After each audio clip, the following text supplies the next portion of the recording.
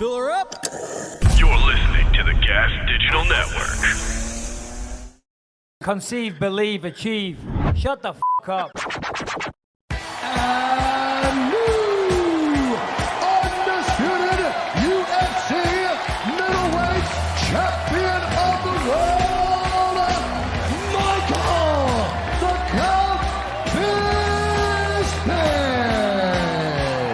Bisping. This is Believe You Me on the Gas Digital Network. All right, ladies and gentlemen, welcome to another episode of the Believe You Me podcast. I'm Michael Bisping, you're Luis J. Gomez. We had UFC 261 at the weekend. We had knockouts. We had submissions. I don't know if we had submissions. We had leg breaks. We had peroneal nerves malfunctioning. We're going to get into all that in a little bit. We've got Anthony Smith, Lionheart Smith, joining us at the top of the hour, fresh over his victory over Jimmy Crute at the weekend. But before all that, we're going to talk some utter nonsense and bullshit. Lewis, what have you got for us this week?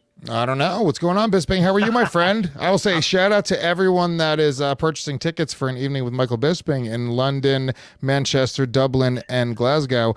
Glasgow, sorry. I say it wrong every time. Because I know, is London already sold out or just about? Just about sold out, yeah. Tickets are flying out fast. The meet and greets, they're all gone, so they're going to add some more. So, yeah, as Lewis said, thank you. From the bottom of my heart to everybody that bought a ticket. But if you haven't bought one, there's still some left. You know, so go and get some. I got to stop doing that. People are going to think I'm racist. I'm not racist at all, but still. Yeah. Not on record, anyway. Not on record what? Racist. Come on, Lewis. Come on, Lewis. You know, no, it's Jamaica, man. You know, whenever we talk Jamaica, we do that. And I'm trying to schedule a holiday right now. Right. You know, the pandemic didn't go away last year. In my mind, I don't know. Well, you take the kids on vacation quite a lot. You just went to Jamaica. You're talking about another one for James. When I was younger, you know, growing up in our house, my dad always made a point of taking us on a holiday every year. You know, money was always tight. You know, he did his best by us, but he always took us on holiday. How many kids? 6 kids, 8 of us. That's crazy. You know? That's I know how expensive it is to take one kid on a vacation. Yeah, no, I know. And we went on some good holidays, I'm telling you. Now, a lot of the time they were definitely very dangerous because when we were kids, we used to go down to Cornwall and me, Stephen, and mum and dad in the front seat, Stephen, Conrad and me in the back seat. Then Maxine, Adam and Shireen in the boot led down on blankets for like a 7-hour drive down to Cornwall. You wouldn't dream of doing that in this day and age, but still, it was the 80s, man. Was this sort of like the only thing I'm trying to like relate, like the equivalent of like the Jersey Shore to New York, where it's like a few hours away and it's like a beach and there's No. Cornwall's beautiful. And like for England, you know, like in America, you guys do a 7-hour drive to work. You call that a commute. You know, in England, 7 hours, or maybe it's even longer, 7, 8, something like that. But that's to the other end of the country. I mean, that's right down on the arse end. It's like as south as you can go. In fact, there's a place called Land's End, which we went to as kids. You know, that's the end of the country. Did you ever like fly, or it was like road trips with the family? Yeah, well, we did fly towards the end. My dad was working as at a garage. I'm not sure what he was doing, but he was definitely cooking the books somehow. He was doing something. What I mean? Life got good. When my dad got that job at the garage, and I know he's listening to the podcast, we started getting fancy canoes, fancy bikes, going on holiday on airplanes, not risking our lives every time we went on said holiday. You know what I mean? No, we went to Ibiza. We went to Magaluf. We went to France a lot as really, really young, but they were road trips. That's cool. Yeah, I mean, I didn't fly until I was, I think, 19. I paid for my first airline. I didn't get in an airplane until I was 19. I went to Florida with my girlfriend and a couple friends. And the best vacation I ever got was like, it wasn't even my mom. Like I had a buddy of mine, his family would take me to Atlantic City for the weekend. And they were just garbage. Atlantic City is like one of the worst places in the world. And they were just like gambling and they were drug addicts and just alcoholics. And we would... You know, we just go there and it was fun. It was some of the best experiences of my life though, because it is still like the best. Like you're away from home, you're in a hotel, you're eating fucking pancakes. Who cares? You're at Bally's, the shittiest casino in the world, but it still is, you know, vacation for me. It was still pretty incredible and I have really fond memories. So now when I bring up Atlantic City, people are like, that is the worst place ever. I'm like, oh, it's not so bad. Yeah, but holiday, vacation, whatever you want to call it, it's what you make of it. You know what I mean? I can go anywhere and still enjoy myself. A little break, a break away from the norm. So anyway, we didn't go on holiday last year, obviously with the pandemic, but now things are opening up. And, I said to Rebecca, well, we better book somewhere quick because we were thinking of going to Hawaii. We've been to Hawaii a few times. It's great. It is expensive, but, they see you coming, they charge. They just take the piss with the prices. But still, I'm like, all right, fuck it. Because we're in May, pretty much. 1st of May on Saturday. June, mid-June, the kids break up. So now it's like, now we can go on holiday. I'm like, we better book somewhere before it gets booked up. Anyway, fucking Hawaii, man, taking the piss with the prices. I tell you, it's like $850 for a hotel room for one night per room. So we need 2 rooms because there's 5 of us. So that's like, for 10 nights, that's going to cost like $18,000 or $16,000 just on the rooms alone, let alone flights and spending money and all the rest of it. So I'm like, fuck this. I refuse to be taken advantage of like that. You know what I mean? So. Well, I know you were talking about maybe the Caribbean, and I recommended to you Jamaica. Well, hold on. I was going to. So then I'm looking at Thailand because we went to a place called the Nihon in Phuket. Oh, amazing. The sickest 5-star hotel, day beds on the beach, the views and the food. Oh my God, it was so good. Guess how much there? Guess how much per night? Seriously, one of the sickest 5 stars you'll stay at. I'm gonna put it at. We'll say a little bit less than Hawaii. We'll say $600 a night. $43 a night. Wow. 43, which they fucking ripped me off in 2016 because I definitely paid more than that. So I'm like, I saw that and I'm like, because we often talk about it. That's because it's probably dropped right now. No offense to our Asian fan base, but I don't think as many people are going to Asia today as they were going in 2016. Well, Exactly. You know what I mean? So then I looked at flights and it's a whole thing to get there, of course. You got to fly, it's a fair old journey to Phuket, Thailand. But I'm like, it's worth it. If we're going to save all that money and then we'll go for 2 weeks instead of 10 days, let's do it. But then I started thinking, you don't get stir crazy after a week? No. Well, if you go that far, fuck it. 2 weeks it is, baby. It's got to be. And there's a lot to do. Anyway, but then I started thinking, hold on a minute. $43 a night. What's the catch? And Thais love the Thai people are fantastic, but they do as they're told. Do you know what I mean? And it's like, maybe there's no one there. Maybe it's completely empty. Maybe everything's closed. We're going to get there. They're going to, no, you'll put mask on. You'll put mask on all the time. Or you know what I mean? And like, I can't take my mask off. And I don't know. I just had this weird vision of us like living in some hellish nightmare in Thailand with no one else around, no other tourists, but me being the cheap bastard trying to save some cash in the hotel and go, let's fucking go to fucking Phuket. So I did a U-turn. I said, screw that. Caribbean. Googled it. That's all open, Lewis. And I know that's your place. I've been to Jamaica a bunch. You know this. I love it. Look, I've been to Mexico. I've been to Jamaica. I've been to Hawaii. I've been to the Bahamas. I've been to literally every place you can go to.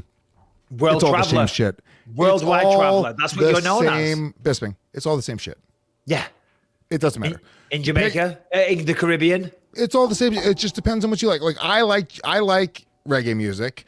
I like smoking a little bit of weed. I like drinking a red stripe and a little bit of rum. That is very much built into the culture in Jamaica. So if you want to smoke a little bit of herb, you want to, listen to some music. Rebecca I feel like doesn't want to go Jamaica. Doesn't want to go. Oh, I don't know. She's better than me? She definitely thinks she's better than you, yeah. But that's not why she doesn't want to go.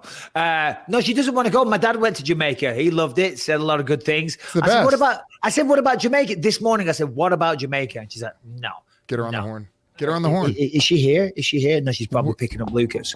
But no, she's not. She'll be back in a minute, though. We'll get her in now. Get her in. We'll get to the bottom of why this snobbiness right now. Why not Jamaica? If you're going to go to the Caribbean, what's the difference? We're looking at Turks and Caicos. We're looking at the Bahamas. But there's no. I almost feel like the Bahamas. What, there's no weed? Not bothered. There's nothing to it. It's just the Bahamas. You're like, I don't know.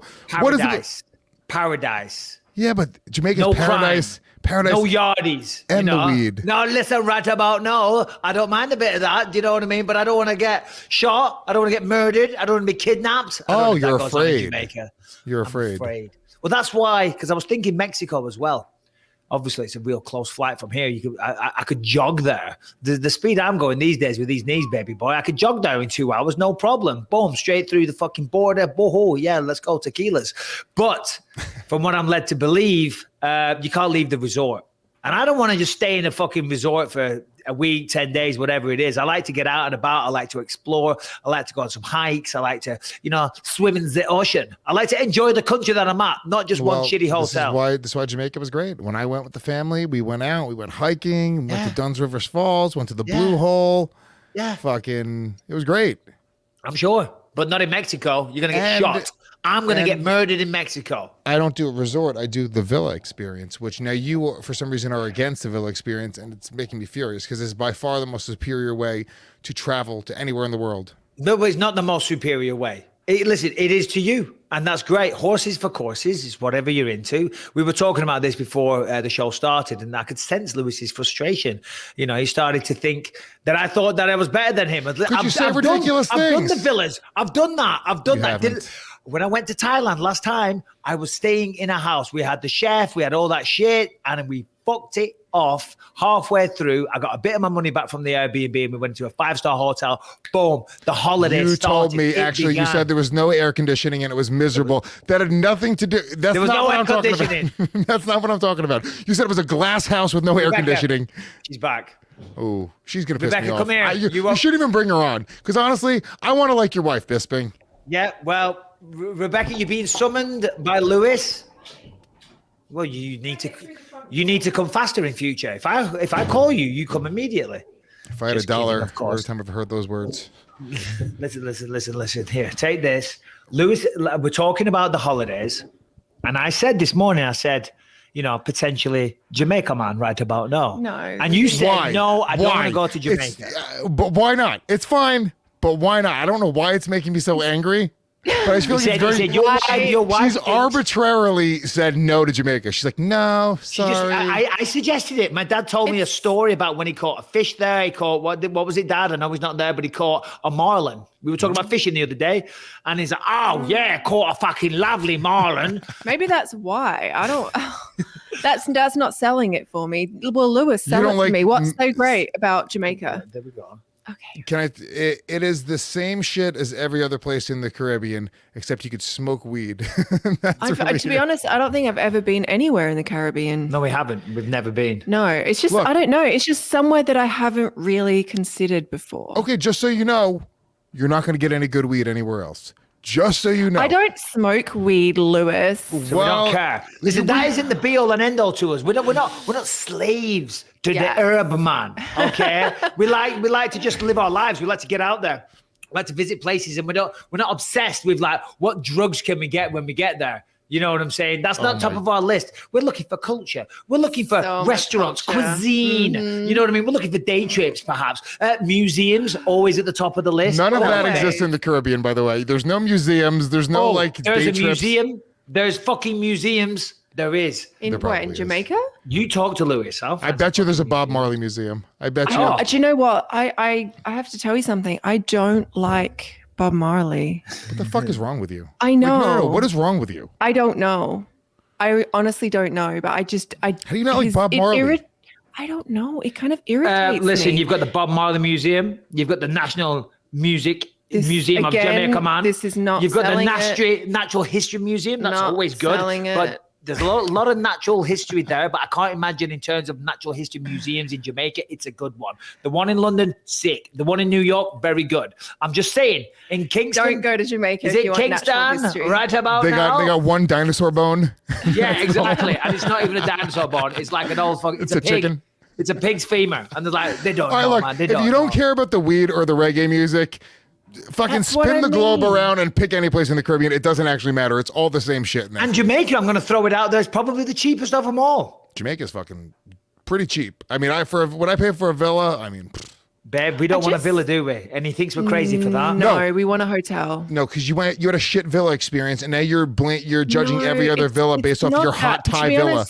No, it's not even that. It's the fact that like when you're in a hotel, you can do room service. That's the whole villa experience. It's room service nonstop. It's 3 meals a day plus snacks. They're cleaning up after you. You have a whole house to yourself. Private beach. There's a big world out there. Private beach. I like the sound of that though. You know what I mean? That sounds good. I'm a man of the people, Lewis. Private beach. Private beach is the fucking best. Go marry Lewis then. Fucking hell. Lewis, I'm coming to Jamaica with you. Let's party. You know what? This has all been a ploy since weed in Jamaica. Now she's a pothead. Yeah, I bet you are, you whore. Get out of here. Go on. So where are we going? Where are we going? Where are we going? Jamaica? No.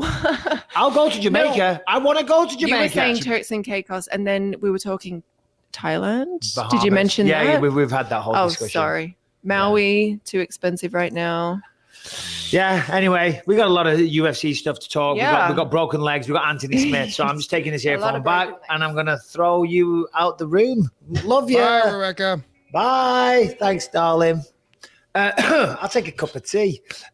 So there you go. There you go. What time is it? Lovely wife, lovely family. I don't know what I would do. I take my family on vacation once a year. I do the trip with them. I don't know how I could possibly afford, if I had a huge family, six kids. I mean, every time you want to eat, it's crazy. Even when me and my son want to eat dinner and we go out, it's like an $80 expenditure for me and a fucking 8-year-old.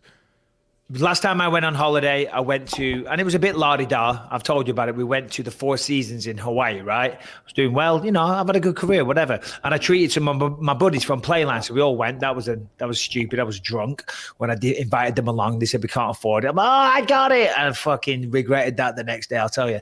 Anyway, to your point, when we get to the hotel's beautiful, but I've spent a fortune. Right, and if I've spent that kind of money, I want the fucking service. I want the attention to detail. And I certainly sat down in this restaurant and there's about 12 people and I'm picking up the check for everybody. You know what I mean? And the service was awful. I asked for ketchup. It took forever to come. I asked for a coffee. They weren't bringing, and I'm sitting there and I'm getting so mad. And to everybody else, they're going, Michael, who cares? But for you, you're going like, I'm spending $3,000 on this fucking meal. A burger was $24, okay? Just a shitty little burger that the kids, I'm like, well, he's like, can I get fries? I'm like, well, you better fucking eat them.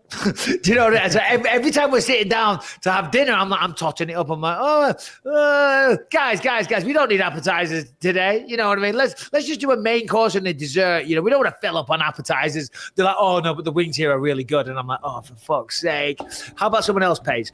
All right, Mike, real quick, let's take a moment and thank BetterHelp for supporting today's show. BetterHelp, it really is a better way to grab professional counseling. It's done securely. It's all done online. I know a lot of people out there, you guys may need some help, whether it's with, emotional issues, psychological issues, if you guys just overall need to talk to somebody. This whole quarantine thing, I think it drove people crazy in a lot of ways. Sometimes you just got to let it out. BetterHelp makes it that much easier. Yeah, and listen, this is not a crisis line. It is not self-help. It is professional counseling done securely online. And BetterHelp is committed to facilitating great therapeutic matches so it's easy and free to switch counselors if needed. Now, you can send a message to your counselor at any time. You can get timely and thoughtful responses. Plus, you can schedule weekly video or phone sessions. So it's the perfect way to do therapy through the pandemic, and you won't have to go back to sitting in an uncomfortable waiting room in the future. Now, listen, therapy and talking about your problems is very, very important. As you mentioned, Lewis, mental health has been kind of highlighted, if you will, throughout the pandemic, and rightly so. A lot of people feeling isolated, feeling alone, going through substance abuse issues. I know drinking's gone through the roof. That hasn't happened for me, but I have been dealing with my own kind of therapy recently. Talked about it a little bit. I'm still doing it though, the anger management.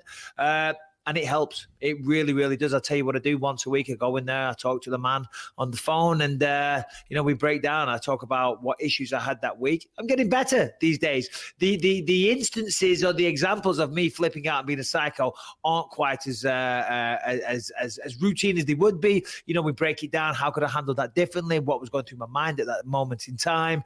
It definitely helps. And as they know, a problem shared is a problem halved. But Lewis, you have something to say because you are itching to jump in, and I'm about to lose my shit right now. Well, let me finish my point, Lewis. I was wondering if you find you're holding yourself more accountable, like throughout the week. If you see yourself, because this is what happened with me when I got into anger management. I would see myself about to get angry, and then I go, oh shit, I have to go talk to my therapist about this and point out what an idiot I'm being right now. And I just take a moment to think, and sometimes that moment is all you need.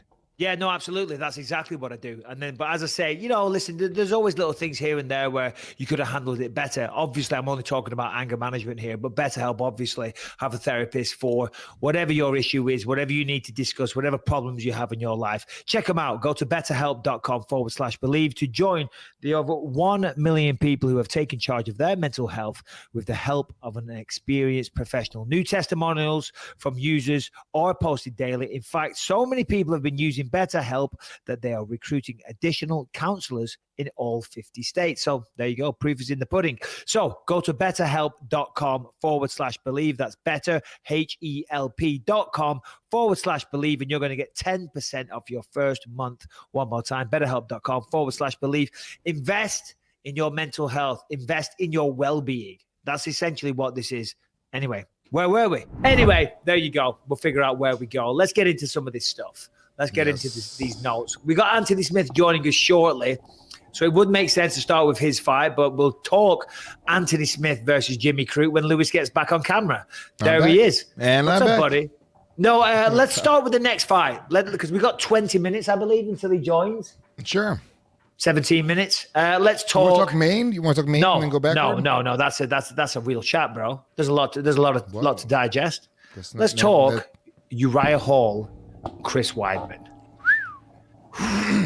I tweeted out Saturday night when they showed the replay of that leg break.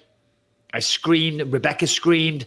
The dogs were going crazy like there was some kind of intruder at the house. I mean, oh my God, where do you start? I mean, that was how ironic. How silly, what a twist of fate. I mean, if you saw that in a movie, Chris Weidman breaks someone's leg and then later in his career, he suffers the same leg break, you would say, no, that's too far-fetched. It's crazy. But life's a weird thing. I mean, can you believe, what were the odds of that happening?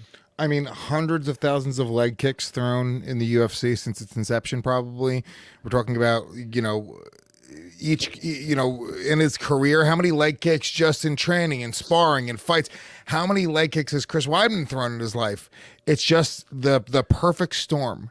That bone hits that bone in that one angle, that one position. 1,000 times they can throw that kick and it's not going to happen. And then boom, snaps. It is one of the most horrific looking injuries I've ever seen. Your boy, Dr. What's his name? Mora. Dr. Mora? Yeah, I think that's who. No, it was another MMA doctor maybe. But he posted a thing about the injury. It might have been Dr. Mora. Actually, I think it was. But yeah, I mean, it really, dude, it looks so brutally painful. And, if you watch him back to back, the Anderson Silva one and the Chris Weidman break, I mean, it's the exact same, like the way the leg whips around. It is just absolutely horrific. And my son was watching that. He's 8, and now he is traumatized. He's absolutely traumatized. It's gruesome. That's like, the thing, because it just reminds everybody watching that this is a difficult sport and it's different from all the rest of the sports. And I'll even say it's different from boxing. You know what I mean? Boxing is, of course, a dangerous sport and people get very, very serious injuries. And a lot of sports are contact and they get injuries. In the NFL, you see a lot of people with, very, very nasty concussions. And I think some even people have passed away, whatever. But this MMA is such a cruel bitch. You know what I mean? And now with the sport being bigger than ever. I mean, it was bad enough when it happened with Anderson Silva, but now it's on ESPN. It's getting bigger and bigger and more acceptance worldwide. There's going to be some people out there saying, this is too violent, get rid of it. But man, it's the beauty of the sport, but it's also, what is the opposite? It's the thrill and agony of the sport of mixed martial arts. It really is. And people out there were kind of assuming that maybe he had some micro breaks or fractures and things like that in his leg. I don't think that's the case. I mean, Chris Weidman threw that kick with some real force, And in fact, it's funny you mentioned Dr. Moore because I was going to get him on and talk, but obviously he's a surgeon. He's got better things to do to jump on a podcast. I'm like, do you want to come on tomorrow? He said, I have somewhere in the neighborhood of 50 patients and multiple surgeries to do. So he's a little bit busy, but we'll get him on some other time. But how weird. 3 leg breaks like that in the UFC. And Chris Weidman has been a part of 2 of them. Yeah, Corey Anderson was the first one. Corey Anderson. Yeah, that was brutal. Super skinny guy. It always ends up being sort of like Anderson, very, very lanky. Corey Anderson, very lanky. Weidman's like a thicker dude. I don't know why in my head, like they have because they have thinner legs, it's easier to happen. But, yeah, I mean, I don't know why. If you take a stick, we've all done it as kids. You get a stick and you try and snap it. It's a little skinny stick. In fact, I'll go even further. If it's a twig you'll snap it. It's a big fuck off piece of wood. You got no chance. I think that's the example you're looking for, Lewis. Yeah, but I mean, look, Weidman isn't really a little skinny twig of a guy, right? You said it on the last show. He's a big 185 pounder. So it was just very surprising. He was the only strike thrown in the fight. They were sort of standing there for a moment, kind of like feeling each other out for a second, and then he threw that kick. And it's kind of funny. I don't know if he was going for a calf kick or he was going for the knee, but everyone talks about there's being no defense for a calf kick. And then fucking look, throw that calf kick, some nasty shit could happen. I'm going to tell you right now, it made me question ever wanting to do anything with my legs again, much less kicking another man in the leg. Yeah, well, he was definitely going for a calf kick, I would assume. I mean, only Chris Weidman can answer that. But here, let's take a look. Is this a video? Ooh, man. Hold on. Throws a little cheeky jab. Standing southpaw, by the way. No, yes. Do it again. Fuck. Play it again, Sam. Play it again, Sam. Because I want to see it again. Hold on. Wait for it. Oh, and the sound it made, too, was crazy. Yeah. No, the problem is like just the snap itself. And then the problem is you see his face. You got to watch it in slow motion because when I watch it in slow motion, he doesn't even feel the leg snap. You see, he's still got like a very like, I'm fighting face on. And granted, it's a fraction of a second, right? But when he falls down on it, his facial expression changes. It's just absolutely crazy. But it's kind of bizarre to watch. Like adrenaline kicks in, it snaps, it whips around. I mean, I was there for the Anderson Silva one, and I remember, and I've said this before, but I remember when he got stretchered out of the arena, he was howling in agony, and it was such a haunting sound, honestly. And I remember looking at him as he went past on the stretcher, thinking, I'm going to fucking beat you one day. No, that's not what I was thinking. I was thinking, wow, this poor guy that I'm going to like, now I want to fight him. Like, definitely when you come back, I'm attacking that leg. No, so obviously I was at home for Saturday nights, but fuck me, man. Yeah, and I feel so sorry for Chris Weidman. He's a good guy. He's a good bloke. And, you know, he was talking about becoming champion again last week. And I don't know why. Maybe it's the romantic in me, but I kind of believed it. He said, listen, I'm going to beat Uriah Hall. I'm going to have one more fight. And then I'm going to fight Anderson Silva. Israel Adesanya, pardon me. And with my style, I'm going to replicate what Jan Blachowicz did. I'm going to beat him, and I'm going to win one more fight, defend the belt, and then I'm going to retire. And I found myself like buying into it, thinking this could actually happen. You know, the man's been a champion before, let's remember. But of course, you know, that's all out the window now. But the funny thing is, it's amazing medical science. They're so clever and they're so good. He's walking already today. Not very well, and he's in a lot of pain. And I was hoping to get Dr. Mora on because of this, because on Chris's Instagram or his wife's Instagram, yeah, you see him, they get him out and he talks about it and he takes a few steps with crutches and stuff already. But it happened on Saturday and he's already taking the first steps. And I was like, it's kind of interesting. Why do they do that? You would think they would want to let it set and heal as much as possible. But then I guess they want to get them walking and using as soon as possible. But listen, it's a shame. But Dr. Moore said 9 to 12 months, he'll be fully recovered.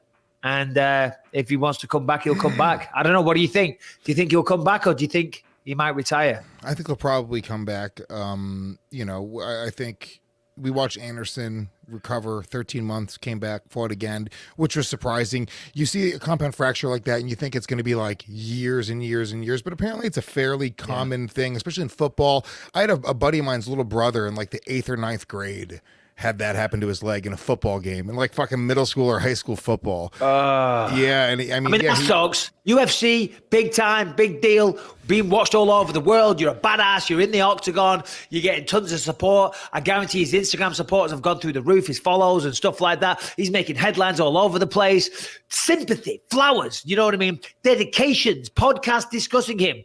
That little kid, you know, he went through just as much, but nobody gave a fuck. His team lost the game. Nobody cared.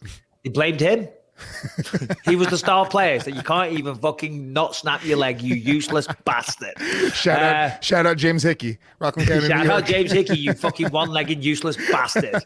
We got kicked out of the league because of that. We were heading for promotion. Well, what's funny is he did recover. I think he took a year off, and this kid was fucking huge. Like, he wasn't even that big. He probably used steroids, to be honest. He skipped fucking leg day, though, I'll tell you that. He was massive. But it was Yeah, dude, that's a really fucking brutal injury, and it was really hard to watch. What about this? There was some people saying that Weidman, when it happened with Anderson Silva, Weidman's initial reaction, and he like threw his hands up in the air and he celebrated. But and Uriah Hall on on the opposite of that, Uriah Hall immediately looked very concerned, was like, oh shit, obviously did not want to win that way, took no joy. I want to get your opinion on that. I will say, though, if you actually watch the full tape of Chris Weidman, after he does a victory lap, he realizes what happens, and he immediately goes and gets on the ground and gives his condolences or whatever you want to call it. Yeah, and you're right. I mean, listen, fair play to Uriah Hall. I know I have a little bit of fun at his expense, but he handled that perfectly. He was all class, and he said the right thing. Had a great PR agent. I'm joking. No, he said the right thing, and he acted the right way. He was born in Jamaica, man. Right about no. No, but he looked genuinely concerned. And to be honest, after a training camp, you don't want to win a fight like that. You don't. Yeah, okay, but you won. So there's that. You get your win bonus. There's another thing. But as a fighter, you didn't throw a punch. you want to earn it. You want to fucking earn it. You do all that training. I'm sure Uriah was confident of winning. You want to put all the practice, all the training into practice. You don't want to win like that. You don't. So well done to Uriah Hall. And then on the flip side with Chris Weidman, you're right. He did celebrate, but it's kind of different, right? That was Anderson Silva, the GOAT. Nobody could beat him. Oh, the UFC title, middleweight. Right? The title was on the line. You know what I mean? The stakes were much higher for Chris Weidman there. So, of course, he celebrated initially. He defeated the GOAT. He became champion of the world. He made history, and he just snapped Anderson's leg. And listen, call it what you will, but that's a solid technique. You know what I mean? The old, I'm going to stand there and do nothing, and you're going to snap your leg on my leg technique. Tell you, highly revered, not shown very often. It's one of those secretive techniques that they like to keep in ninja camp. Okay. Yeah. Like Bruce Lee says, be like water. This be like tree. Stand down. See, he kicked the fucking knee. The toughest part. If you kick anywhere, you don't want to kick the knee. It was just badly placed. It was unfortunate, but we wish you all the best, Chris Weidman. We do have a speedy recovery, and hopefully we get to see you back in the octagon, my friend. Yeah. While we wait for Anthony Smith, let's just talk about the fans. My God, what a difference that made. That was awesome. You could feel the energy, and I feel like the fighters even, were a little bit more amped up. Talking of Anthony Without Smith. a doubt. You see Anthony Smith's walk out, the way he walked out, and he was playing up to the crowd, and he was all smiles. He was high energy. It was awesome to watch. It really, really was. And while it was great having no fans, and you had that different dynamic, and you could hear the talking and all the rest of it, I'm sorry. I will take fans in the building any day of the week. It energizes everybody, right? It energizes you at home. You're watching it. You feel the kinetic energy come through the screen. You hear the energy in the announcers' voices. You hear it in Bruce Buffer's voice as he's announcing the fighters coming to the cage. You see the fucking, sort of the energy of the fighters as they're getting pumped up and amped up. You cannot tell me that they're not going to just have that little bit of extra snap. And we watched it happen. I mean, how many finishes did we see on Saturday night?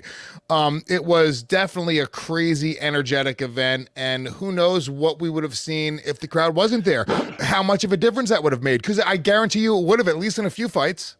Oh, yeah, no, for sure it would. I mean, somebody, Tony Bellew, boxer from Liverpool, he tweeted today one of his ring walks, and he actually posted, he said, hey, fighters, enjoy these moments. You never know where they're going to be gone. And I watched it, and it took me back. And it wasn't even anything to do with the fans at the weekend, but obviously it is relevant to what we're discussing. And I remember my ring walks, and it's amazing.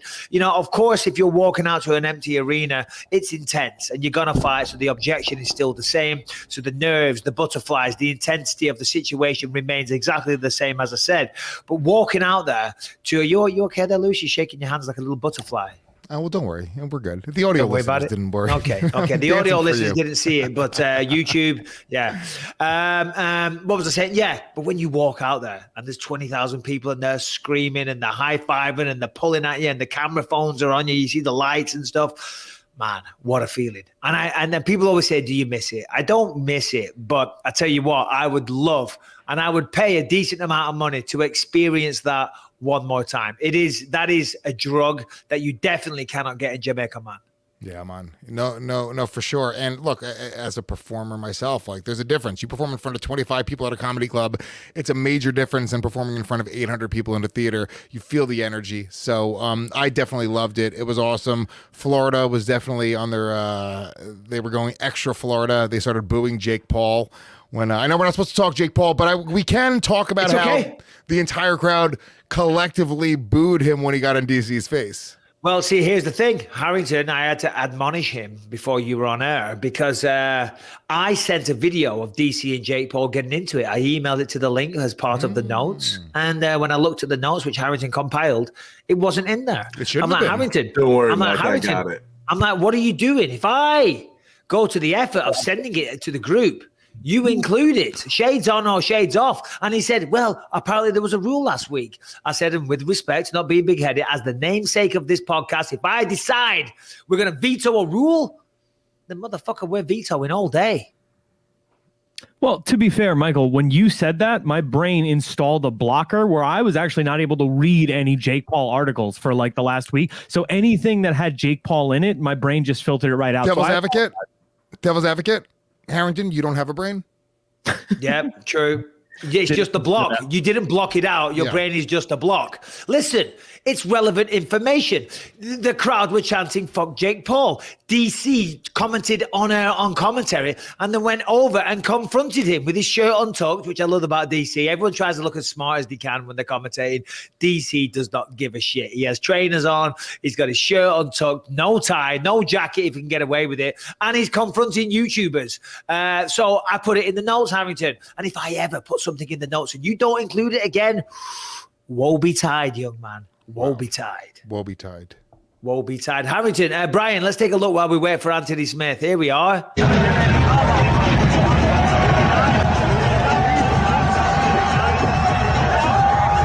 at DC putting his finger right in his face. Look at this bitch-ass security guard getting in between him. Yeah, for the audio listeners here, we got DC squaring up to Jake Paul in the event, wagging his finger. Both guys chatting a bit of shit back and forth. DC looks a little amped up there. I bet the crowd loved that. They would have absolutely loved it. That was fair play to DC. Yes, fair play to DC. But I mean, what? That's good for Jake Paul. I don't want to talk about. I know I made the rule.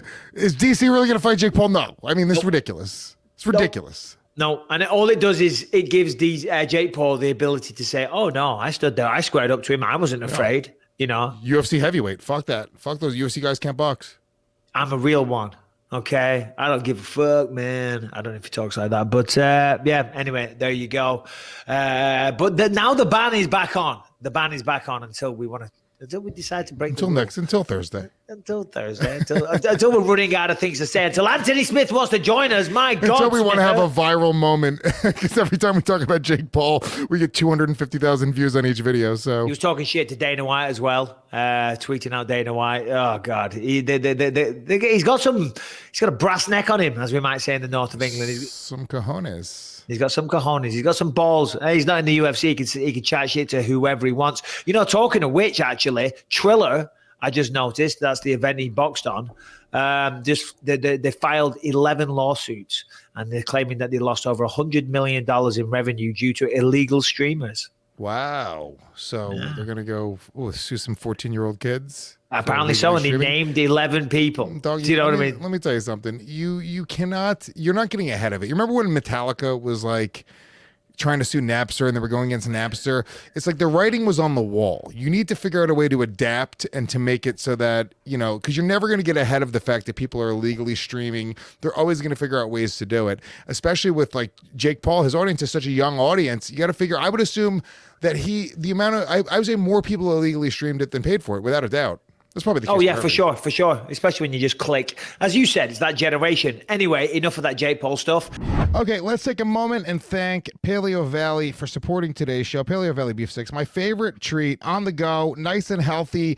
It is low carb, high protein. You're trying to build muscle. You're trying to stay in shape. It's good for the kids. It's good for the pets. It's good for literally everybody in your life. Bisping, I know you and the family are living off of your Paleo Valley Beef Sticks. Yeah, that's right, Lewis. Well, I've just started this new sugar fast once again. So I'm not living off Paleo Valley beef sticks alone, but they are certainly supplementing the little snack times. You know, sometimes you go to the cupboard, you take a cookie, a bag of chips, maybe a sandwich. No.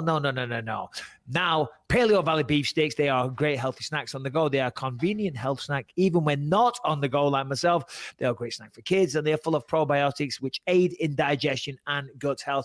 End of the day, what are the competitors? If you're like a beef jerky man, you go to the gas station. We've talked about this many times. They have mechanically separated chicken. They have monosodium gluten, and they're pumped full of chemicals, nitrates, nastiness, cancer-causing nastiness. Ask yourself one quick question. Do you want cancer? Do you, Lewis? Do you want cancer? I don't. I don't either. Who knows? Not just cancer, but all the other things that are associated with putting all these weird chemicals in your body. The jury's out on how bad some of those other competitors could be, but not Paleo Valley. Paleo Valley is 100% grass-fed beef. It's from the earth. These cows are happy. Happy cows mean delicious, tasty, healthy beef sticks. Gas station beef jerky contains hormones, MSG, which can cause unhealthy inflammation like Lewis, weight gain like me, blood sugar issues like a lot of people, like Harrington, and mechanically separated chicken like Brian. Brian's a mechanically separated chicken. Chickens. I just like saying this. I don't know why I like saying this. And of course, it has the brominated vegetable oil in there, which is first patented as a flame retardant like Harrington. So yeah, there's all that crap in the regular stuff. So yeah, listen, you want to go to Paleo Valley beef sticks, go to paleovalley.com, paleovalley.com, enter that code BELIEVE15. Yes, that is BELIEVE15 for 15% off your first order. You're going to get snacks. They're going to be healthy. They're going to be convenient. They're going to be delicious. That's the main thing. paleovalley.com. BELIEVE15 is the code. 15% off. Come on, baby boy. Where were we? Anthony Smith, hopefully joining us in just a second. How good did he look on Saturday night? Great. You know, because his last win, I think it was over Devin Clark. Before that, you know, he lost to John Jones, Alexander Rakic. I think there was one more in there, Glover Texeria. But these guys, they're the best of the best. And one of them, against John Jones, it was a title fight that he lost, gave a good account of himself. But that just proves Saturday night, because Jimmy Crew is very, very tough. He's a good fighter. He's a solid prospect, maybe a future contender down the line. And Anthony Smith, you know, just beat him to the punch. His jab was so fast. And look at that, the timing of the guy. I mean, my word, Anthony Smith, we just started talking about it, and then you jump on. It's almost like we knew when you were going to come on. How are you, buddy? I'm good, Mike. How are you? I'm good. First of all, thanks for agreeing to this, Anthony. I know you had a big win at the weekend. You've probably got better people to speak to. You want to enjoy yourself. I don't know what you do, but me and Lewis, we appreciate you taking the time. No, man, I always look forward to coming on with you guys. You're the man. Well, listen, we were just talking about your performance. We'll get to that in a minute, but from your perspective, I was talking about it a second ago. When you walked out there in front of all those fans, you looked like you were having the time of your life. Do you want to talk me through the energy in the building and just the whole experience? Yeah, you know, I've never main evented, you know, an event in my home state. So, like, I've never had a reception like that before in my entire career. And I didn't know it was going to be like that. I kind of noticed it at the weigh-ins that they were booing him, and they were super electric for me. And it just felt really good, man. I had myself all hyped up right before we walked out, and I was screaming at Jimmy from across the little way they kind of brought us out. You know, we could see each other before we walked. And then I came through the curtain, and it was like nothing I've ever been a part of in my whole life. That's probably the highlight of my career right now. That I've just never felt like that before. And maybe, you know, I fought 3 times during the pandemic with no fans. So maybe in that time I've just gained some fans, and it's hard to tell when you don't fight in front of crowds. So I owe a big debt to the fans of Jacksonville. Did you feel like that helped your performance at all? Did you feel energized going into the cage? Because we were just talking about that. Or did you sort of put blinders on and you were going to fight who you were going to fight? Yeah, you're going to fight who you're going to fight. The walkout is great, and you're going to have a lot of energy. And I definitely took that into the first round. But I think, I mean, I'm just getting good, man. I'm finally able to really start breaking people down and be a little bit more methodical and stop going in there just kind of throwing caution to the wind and going. You know, I watch a lot of Michael's fights, and he fights behind his jab. And if you go back and you look at the greats that are the guys that have been champion, you look at Kamaru Usman, he fights behind his jab. It's something that I started working on with like during the Glover Texeria fight, and this is just my first opportunity to really showcase it. But I mean, you go back and you look at all the greatest that have ever done it, they've all had phenomenal jabs. You really know how to get on Michael Bisping's good side. You saw his face. He was like, well, please. I'm like, hey, listen, who am I to say anything? So that is something is that something you said you started working it on the Glover fight, but you're absolutely right. I mean, the jab is underutilized in mixed martial arts. I don't know why, maybe because there's so many different avenues of attack, but the jab sets everything up, and it's also a great defensive move, and it's not overly, you know, the risk reward of throwing a jab. You know, you can still stay on the outside. It's just a fantastic defensive, aggressive. It's just a brilliant move. So that's something that you were working on, because I'm telling you, Saturday night, that jab, and if you've watched the fight back, no doubt you heard the commentators. I mean, it was beautiful. Yeah, for me, that's one of the most frustrating things. Like in the gym, I always have had a fantastic jab. I've always had great kicks. I'm not as awful as a wrestler as people like to say. My jiu-jitsu is good, especially my top game if I can get there. And I'm just finally getting to a place that I can start showing it a little bit. You know, and it just set everything else up. It's nice to go in there with a real simple game plan. It wasn't like I had 100 things to worry about. It was like, set the jab, set your range, establish that, and then you can just fight off your instincts from there, and everything else will open itself up. So let's talk about this then, because you said that was one of the main game plans. Was one of the main game plans to kick his leg so bad that he could no longer walk? I mean, that landed in the perfect spot, the peroneal nerve, much like Chito Vera versus Sugar Sean O'Malley. I mean, I know that you guys throw a lot of calf kicks all the time, but just talk me through that. Number one, what was the thought process going in there? And secondly, you know, the madness that surrounded. I mean, what was going through in your mind? Did your corner know? Could they see that he was limping? Did you suspect the fight was going to get called off? Yeah, just talk us through it, Anthony. Yeah, so once we had the jab established, it's really hard to throw leg kicks on guys that are pressuring forward, because then you kind of get pushed off in your back foot. So once I had that kind of established and I had his feet set a little bit, then they called for me to start kicking the leg.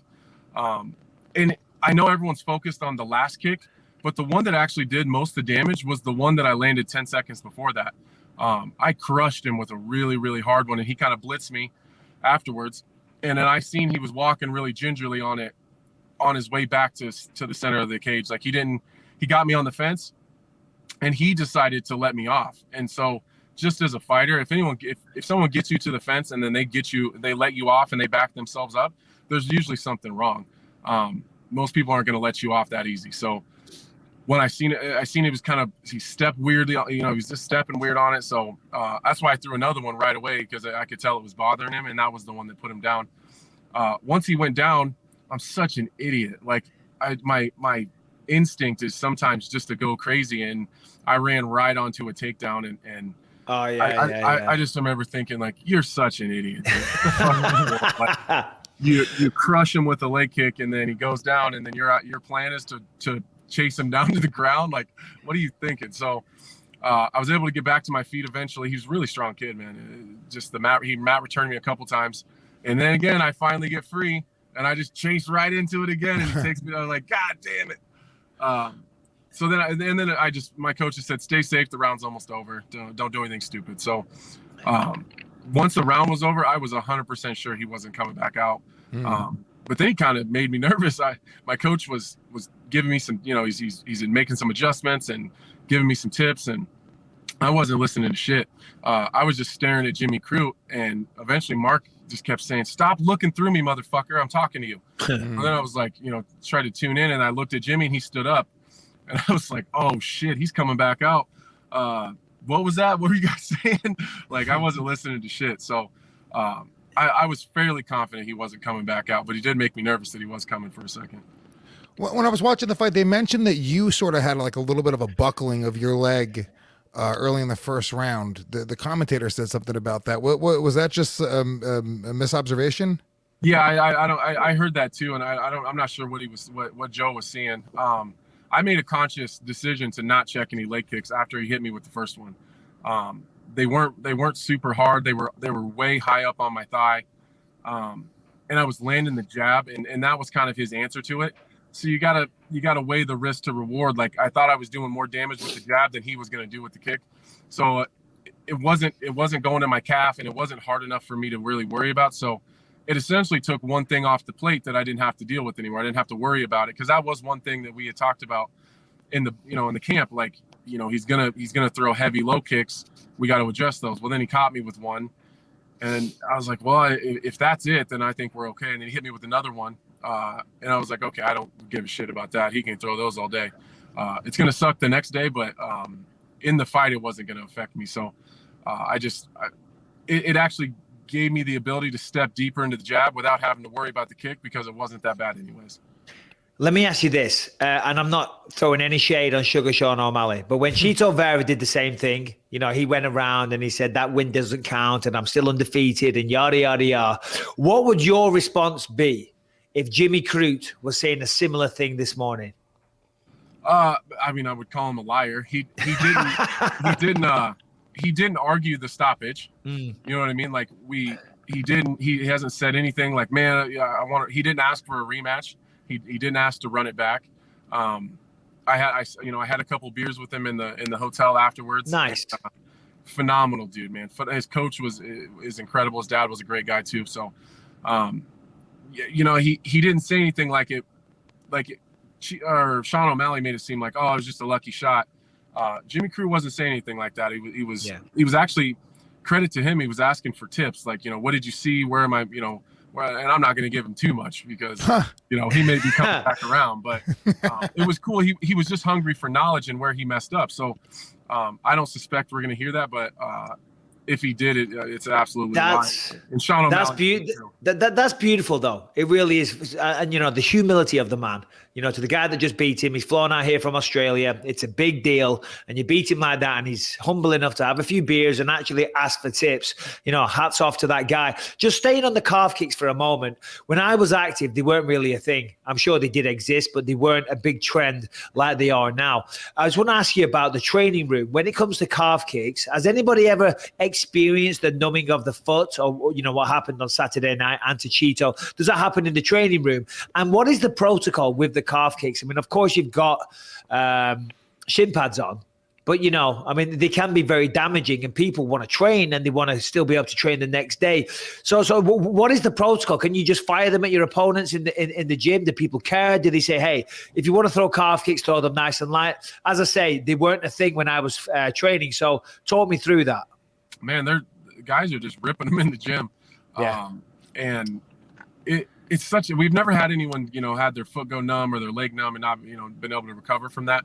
But I'll tell you what, 3 weeks before my fight, I spent some time with Chris Weidman.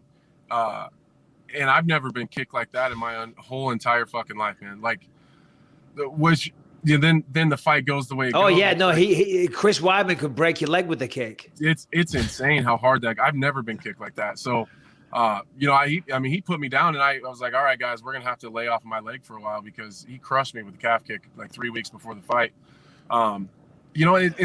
There's no like I said in my post-fight thing, like, someone throws a head kick, there's something to do. You cover and frame on the leg. Someone throws a jab, you can parry, you can slip your head. Like, there's nothing like that for calf kicks. So we really had to adjust my movement and how I kind of approach it and where my foot placement is compared to where my opponent's is.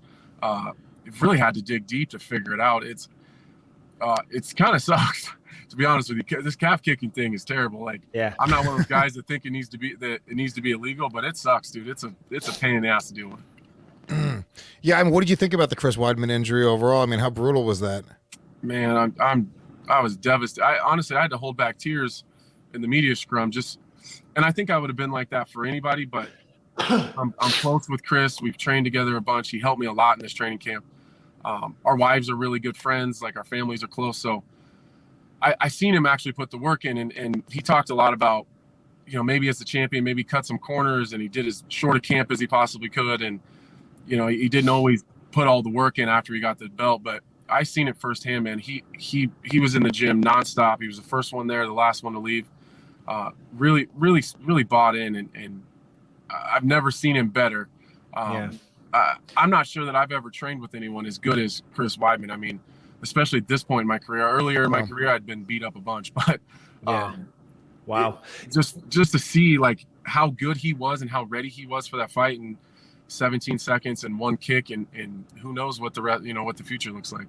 Well, it's really interesting to hear you say that, because I was actually saying before, because Chris was talking about, becoming the champion again, and he kind of outlaid his roadmap to that. And I remember how good he was when he was the champion. And I said to Lewis before, I said, I feel so bad for him, because I kind of believed it. I bought into that hype. I thought if he can do it one time, he can certainly do it again. And then to hear that he, shared with you that maybe he wasn't pushing himself in the gym prior, that kind of makes sense. But of course, we saw what happened. Talking about you, Anthony, of course, you went on that little bit of a skid. We were talking just before you came on, but it wasn't a skid. You lost to John Jones, Rakic, and Glover Texeria. I mean, Rakic is going to be, he's definitely a contender. We know Jones and Glover's fighting for the belt. So they're the best guys in the world. And I think they said Saturday night, and I could check this up online real easy, but we're talking, you're only 32, right, Anthony? Yeah, I'm only 32. 50 professional fights, 32 years old. I mean, that is insane. Talk to me about the mindset. I mean, of course, you've had 2 solid victories now, 2 good finishes. I'm assuming that you still have desire to become the champion of the world, and that's what you're working towards. Yeah, that's what I'm chasing, man. I think we've had conversations before. It's all I want, man. It consumes my life how bad I want it. And that's the motivation. Even though Rakic beat me 30-27, I didn't feel like he was a better fighter. I just, circumstances in people's lives, at least at the high level in the UFC, anytime I've ever had personal issues or just emotionally not in the right place or life problems, it's always showed its ugly face in my fighting career. And that's just I guess that's how I've dealt with it. And that's how it would happen. So, I think I was a victim of my own circumstance sometimes in that Glover Rakic fight. But if that Glover Texeria fight's a 3-round fight, I win that fight. It's just, that's 5 rounds. No, hey, that's actually a fair point, because you were way ahead in rounds 1 and 2. Yeah. So, I mean, I'm good enough. You know what I mean? Like, I'm good enough to win a title. I'm good enough to, and that's all I want, man. I want, for that one day, I don't give a fuck if I lose it the next day. Like, for that one day, I want the whole world to have to recognize me as the best in the world, and be able to stand in a room with guys like you and Usman and every guy that's ever won a title and know that at least once I was there with those guys. Is there one thing that you could pinpoint? Because for me, I was you're always looking for the best training partners. You're always trying to push yourself as hard physically. And I was doing all those things. But for me, it was the mental approach. My mental approach was all wrong. And then once I kind of figured that out, I started having more success. Is there something in your preparation or your approach that you and your coaches have maybe identified as something that maybe you need to fix? And we've lost him. I think he's just probably the Wi-Fi. He's on 3G, not 5G. Yeah. Well, you know what? That was very inspirational. And we were just getting to the crux of the matter. I was delving deep. I was fucking going Joe Rogan on his ass. By the way, look at the facial expression. It looks like he's really thinking about the answer to your question. He's like, what are you saying about me? Yeah, no, he's still thinking right now. He's still there. He's like, are you fucking saying that I'm lacking mentally, Bisping? Hopefully he's going to join back on in just a second. He'll be back on in a minute. Yeah. What a great guy. And an amazing fighter, but it's mental. 32 years old, and he's had 50 professional MMA fights. Because if you look at his record, he's got so many submissions. He's been around so long. You would be forgiven for thinking that maybe he's towards the end of his career. But, man, 32 years old, he's still very much a young man and in his prime. And he's a guy that is really, really likable and very, he has that thing about him which makes you root for him. Like, the reason that everyone went apeshit for him on Saturday night is just because, number one, I think the analyst work that he's doing gives you more insight into his personality. But people that know who he is are like, oh, you want to root for this guy. This guy has like an underdog sort of vibe to him, you know, an everyman vibe to him. So I think that really it was a combination of no fans for a year. They were just ready. They were live as the first fight on pay-per-view. They went fucking apeshit, and he was the guy that they liked. I mean, like out of those first two guys, Jimmy Crut's great, but Anthony Smith he's is not guy, American. Yeah, Let's be honest. Oh, that is also true. He's not American. It's Florida. Florida's and I can tell you as an Englishman fighting in America, they go for the American, and rightly so, because when I fight in England, they go for the Englishman. That's just the way it goes, you know, the hometown guy or the home team. And another thing as well, like if you looked at him Saturday night or any night when he fights, you know, he takes the shirt off, he's covered in tattoos, he's a big man, he's got the bald head, he's a scary looking individual. But obviously, when you hear the man speak, he's very articulate, he's clearly very intelligent, he has a methodical approach to the game. So he's an interesting character. It looks like we may have lost him. Oh, there he is. Man, my iPhone said that it got too hot and shut down. We were spitting fire. Shit, no way. Well, that's how good this interview was. Yeah, it was crazy. I was like, what do you mean iPhone is too hot? So I had to put it in front of my air conditioner. Oh, shit. Well, anyway, we appreciate you coming back on. We were just saying, is there one thing that you've identified that maybe is something that, I don't mean holding you back, but is there one thing? Yeah. And I think it's very similar to you. It was my mindset and how I was approaching training. Listen, I'm a workhorse. I always show up. I'm at every practice. I never cut any corners, but maybe I wasn't always necessarily as tuned in as I should have been. Like, you know, there's been times where we've been working on, like for jabs is a great example where like, all right, we're going to throw 100 jabs, you know, or you're moving with your partner and we're, you know, that's what we're doing. And sometimes you kind of check out when you've been doing this for so long. You're just like, yeah. Like I've been throwing jabs for 15 years. Like, but I wasn't really tuned in to getting better at that specific technique. So just little things like that. And just, I guess, believing in myself. Sometimes I was in situations like with Shogun. I knew I had the skills to beat Shogun, but like for the longest time, it was like sometimes I couldn't believe that I was in that situation. And like, am I good enough to beat Shogun? Yeah, but like, to someone like me from Omaha, Nebraska, that I didn't graduate high school, I wasn't great in any other sport in my whole life. Like, am I good enough? Like, do I deserve to beat someone like Shogun? It just took some time to I maybe just adjust to some of the situations that I've been in before. Yeah, that's really interesting. Let me ask you a question because you're such an intelligent guy. It's funny to hear that you didn't graduate high school. You come off as so articulate and intelligent, and I love the analytical work you've done over the past couple of years. It's almost like a two-part question. Do you feel like doing the analyst work has helped you in the cage fighting? And then also, how much has being in the cage helped with your analysis? Obviously, I mean, on that end, it helps. Yeah, so being an analyst, the first thing that I noticed was definitely my fight IQ, and that's only as fighters we don't usually watch fights or break down fights with people that we're not attached to. I wouldn't typically watch flyweights fight and really break them down. It's always guys that are attached to me or that I might fight or I have fought. And it's not even about what I would do in those situations. If I'm watching, you know, I use Demetrius Johnson and, you know, Davidson Figueiredo, like. It's not like what I would do if I was fighting Davidson Figueiredo. It's what would I do if I was Demetrius Johnson? And that opens up the game totally different because then I have to figure out like, well, what does Demetrius Johnson do best? And it's really changed my whole approach to fighting and how I look at my opponents from a subjective view or like take myself out of it. Where is he good? It's not, I think I could land those leg kicks. It's like, is that a spot that's open for everybody or is that just something I'm seeing because I think I'm good?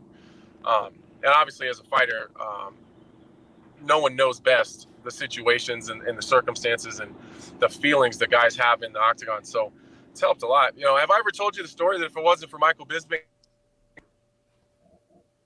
Don't stop there. There we go. That was divine intervention. Hold on. We lost you for a second. Because if it wasn't for Michael Bisping. If it wasn't for Michael Bisping, I don't think I'd be where I'm at as an analyst. The first desk job, I had no training. I had no idea what the fuck I was doing. I was so fucking nervous. I was terrified. And right before we went live, I fucked up the whole entire rehearsal. And right before we went live, Bisping said, if you get stuck, if you get nervous, just look at me. I always got something to say. So that like, I guess that reassurance that I wasn't going to get left hanging on live TV on a pay-per-view was really all I needed to like feel comfortable enough to break down and just, I don't know, I guess just be comfortable and feel like I was safe. I tell people that all the time, and my like the biggest response is, so Michael Bisping's nice? Oh my God. Well, thank you, Anthony, for sharing that. And, you know, I got to say, that is the smartest answer to the question that Lewis asked that I've ever heard. Because as a fighter, when I was competing and as working as an analyst, I'd get asked that all the time. Does being an analyst, you know, improve your fight game? And if so, how? And I always went, oh, yeah. You know, I gave some bullshit answer. But what you said there is actually a really smart point, because you are forced to break down fights that generally you might watch and absorb as a fan, but you don't break it down and look to why they were successful or think of a reason or a way for this guy to be successful in that fight. So that's actually very, very smart. Talking of things that maybe aren't so smart, it looks to me like you're driving there, Anthony. I am driving. Before the phone got too hot, I was actually parked. I got stuck in traffic. I was hoping to be home in my home studio so I could talk to you guys there and it'd be a little more cleaner audio, but I didn't. No, you sound great. You sound great. So where are you back home in Nebraska now? I am. Yeah. I just left the tire shop. I had to take my off-road machine in there and got new tires, and I'm tuned right into summertime stuff already. I'm ready to roll. You're a better man than me, because Monday after a fight, he's taking his car in to get tires. My car, it just got picked up today, right? My Audi, for 3 months, I've had a cracked windscreen. The trunk doesn't open. The tires are going flat, but I just can't be bothered. And on a Monday after a fight, I ain't doing shit. So, Anthony, you're a better man than me. Lewis, what did you have? Anthony, just one. I know we're going to let you go somewhat soon here, but Michael Bisping is taking a family vacation. I'm assuming that you're going to take a little bit of a trip, take a little bit of time off this summer. Any recommendations for Michael Bisping and where he should take the clan? You know, all of my spots are kind of, I don't know, there's probably spots people will be like, that sounds like the worst thing in the world, but I'm going to the Black Hills in South Dakota here pretty soon. And it's one of the funnest places. It's really close to like Custer State Park, Mount Rushmore there. Custer State Park. There's a lot of fun stuff there. So that's where Sturgis is. Sturgis is right around there too. But I think I'm going to go back to. I'm going to take the family back to North Carolina, like the Carolinas area, and there's some beaches. It's a little more low key than you know, to maybe going to Florida. It's not as bougie as going to Florida, but the beaches are just as beautiful. So I would check out. They have beaches there in North Carolina. Because I'll tell you what, one of my favorite places that I've visited in the States so far has been Greenville, North Carolina. What a beautiful little town. And I have vowed to bring my wife and kids there. So there's beaches there as well. Well, Myrtle Beach is only like a couple hours from Charlotte, North Carolina. So Rebecca's going to be furious. They were talking about Maui an hour ago, and now this motherfucker's going to bring them to North Carolina. They're going to be furious. You got to come to the Midwest, Michael. You got to. There's some cool spots here in the Midwest. Hey, invite me, brother. I'll be there. Well, listen, Anthony, we'll let you go. Mate. Thank you so much for taking the time to join us. Obviously, we love your work. Can't wait to work with you again in person as an analyst or whatever it is. And God bless you. Congratulations. And I can't wait to see your next fight. Thanks, guys. I appreciate you. Take care. Take care, mate. Anthony there he is. Smith. Lionheart Anthony Smith. He's huge. 6'4". Look how big of a guy he is. Yeah. I remember that time when I worked with him, and he very kindly left out that we got shit-faced at the bar the night before.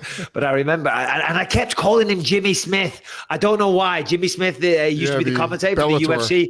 I literally kept calling him Jimmy Smith because I thought, that, hey, what's up, Jimmy? He's like, it's Anthony. I said, oh, yeah, my bad. 2 minutes later, hey, Jimmy. And he's like, it's Anthony. I'm like, oh, yeah, my bad. Next day in front of everyone in the fighter meetings, I'm like, oh, so Jimmy? He's like, it's Anthony. Yeah, but he was. I almost called him Jimmy Smith today because he fought Jimmy Crute.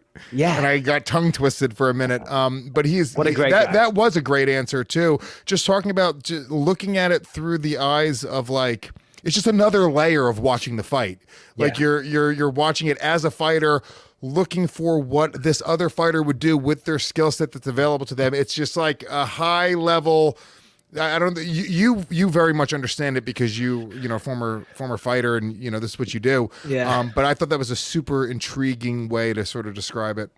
Yeah, no, it really was. Even to me, because as I said, I've been asked that question a lot, and I just give it like a little skirting answer. I just say, well, you know, it makes you focus on the minutiae of the technique and whatever the fuck that means. Yeah, there he is, fresh off his victory Saturday night. Thanks again, Anthony Smith. Everyone give him a follow at Lionheart Smith, I believe. Okay, let's get into these title fights. 3 title fights on. Start with Shevchenko versus Jessica Andraj. I mean, there's not a lot to say. The woman went out there, dominated from start to finish. Jessica Andraj is a marauder. Some have likened her style to a female version of Wanderlei Silva. She hits hard. She's got a hell of a chin. She will pick you up in the air and pile drive you onto your head. The woman is all out violence. And, you know, I thought she had a chance of, you know, I picked Rose to win that fight, but I thought, I picked Shevchenko to win that fight, but I thought it might be interesting.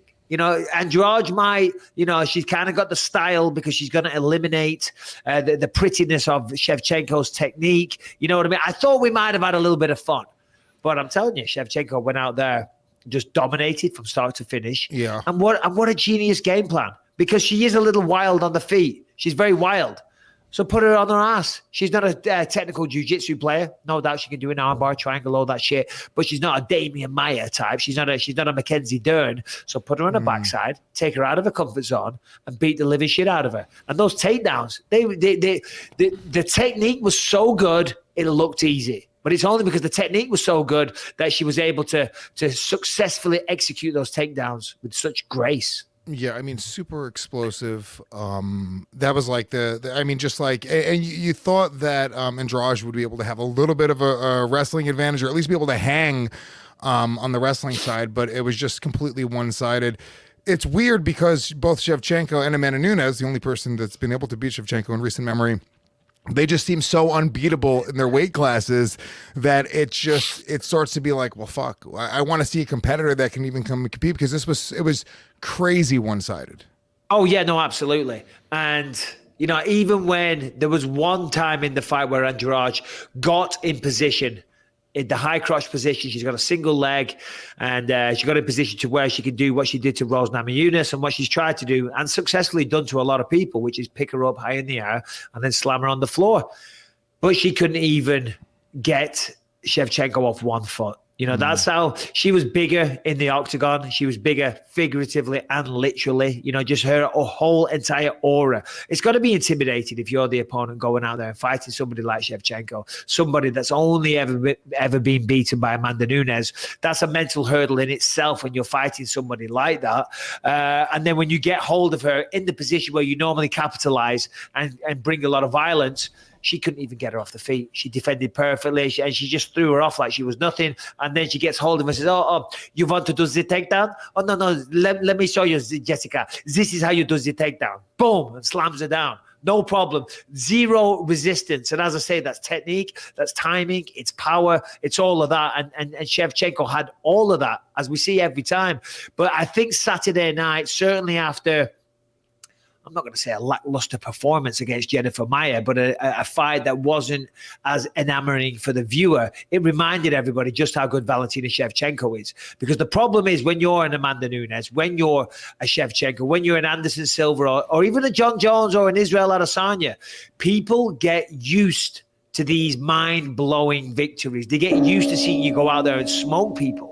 And when you go to a decision, they think, oh, he's slipping a little bit. That's not the case. You just can't fucking knock everybody out in one round or give this highlight reel finish. But Saturday night, Shevchenko reminded everybody just how good she is.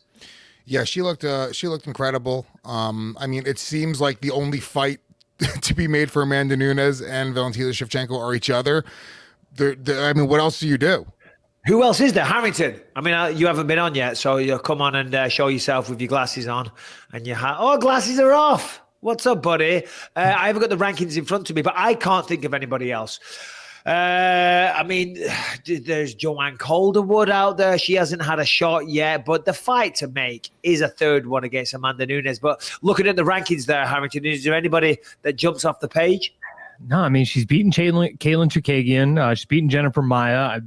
I mean, Cynthia Calvillo. Joanne Calderwood was booked to fight her at one point before losing to Maia. So I guess if you were going to pick from the flyweights, that would be the one. But I mean, realistically, yeah, I mean, I agree. The only fight that makes any kind of sense to me is Amanda Nunes versus Shevchenko 3. And that's a great fight. It's an awesome fight. I think it would sell well. The only problem is you're giving one of them a loss, But in terms of marketability, that isn't going to affect them. I mean, everybody knows that they're the two greatest of all time. And when you say that, that gets said about men a lot, doesn't it? John Jones is the GOAT. Khabib is the GOAT. George St. Pierre, you know what I mean? Oh, there's boxers and things like that. And that's all open to interpretation.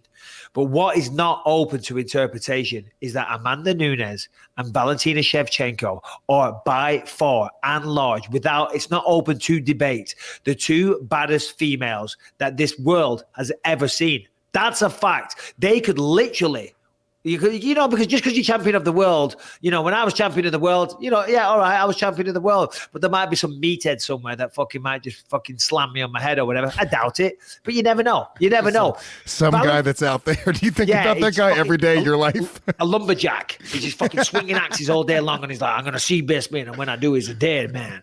But Shevchenko and Nunes, I'm telling you, they could encounter all 7 billion people. Well, no, it's half women. 3.5 billion women. It's not as impressive now. I'm sorry. You could only beat 3.5 billion people, but they could do that and beat any woman on this planet. And don't give me none of your Clarissa Shields or none of that. Any boxers, any kickboxers. Amanda Nunes and Valentina Shevchenko really are queens amongst women. If this was the olden days, they'd have fucking heads on spikes. They'd be covered in furs, diamonds, jewelry. We're talking modern day Cleopatras, Lewis. That's what we're talking about here. Yeah, I mean, look, if we're really talking, we got to give all that credit to Amanda Nunes because she's beat Valentina Shevchenko twice. I mean, what are we talking about? Yeah. Amanda is the fucking shit.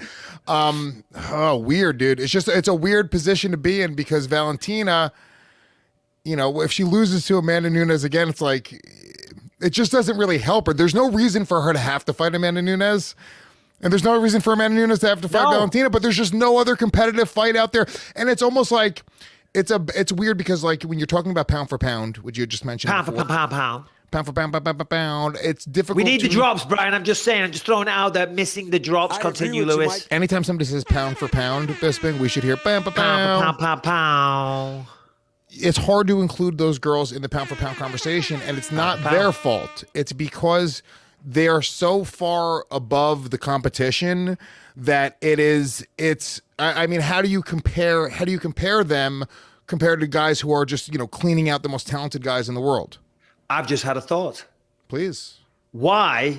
Here's what I would say. If I'm Valentina Shevchenko, I would say I want to fight the Amanda Nunes, the lioness, great respect. I'm not going to do the impression anymore. Listen, I'd say if I was Shevchenko, I'd say, all right, I want to fight Nunes. She's the only challenge for me. But why, every time that I have to fight, do I have to go up to her weight class and challenge for 2 belts? How about Amanda Nunes loses a few pounds and comes down to 125 and fights me at 125? Because every time we fight at 135, with the balance of favor is tipped towards Nunes, because Nunes, I mean, it might be very, very hard, but she could probably do it. I'd say I'll fight Amanda Nunes, but let's fight at 125. Let's fight at my weight. And we might see a very, very different fight. Yes, possibly. Could Nunes, I mean, look, women are different than guys, right? Could Nunes make 125 pounds? I don't know.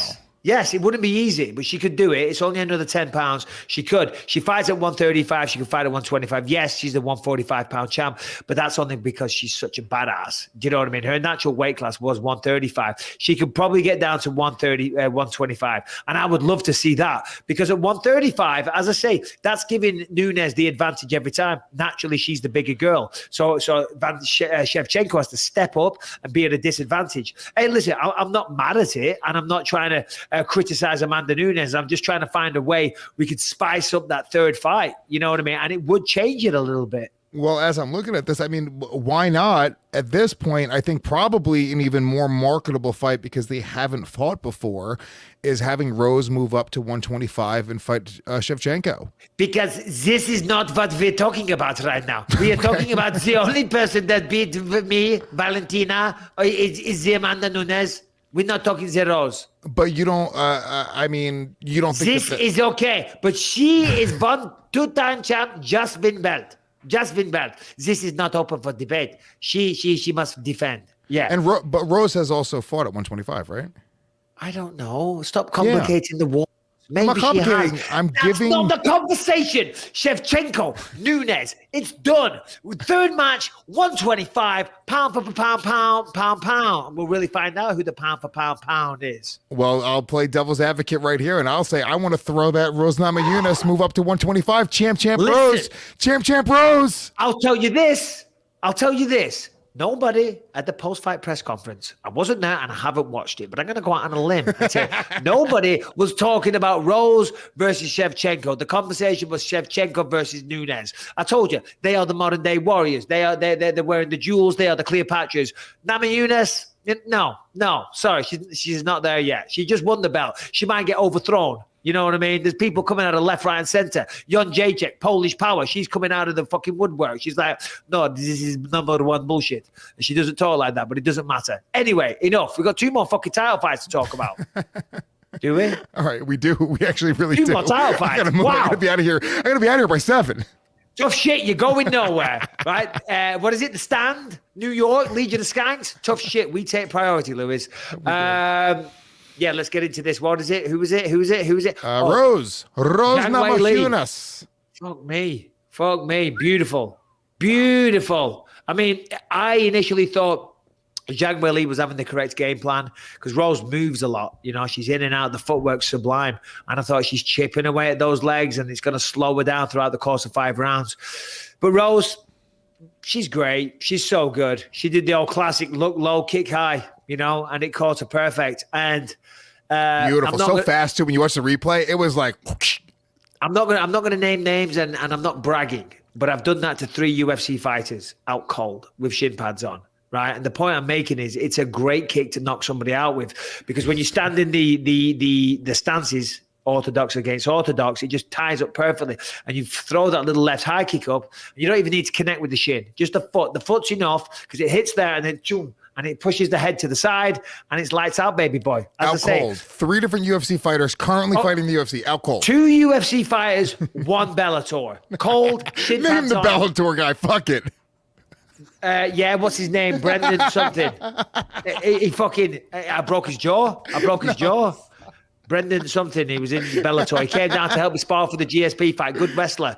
Heavy hands. I forget his name. Brendan something. Yeah, put him to sleep. Sorry about that. 2 other guys in the UFC I'm not going to mention. But yeah, the little left high kick. You know, that's why in that GSP fight I'm knocking people out. This is great. This never happens.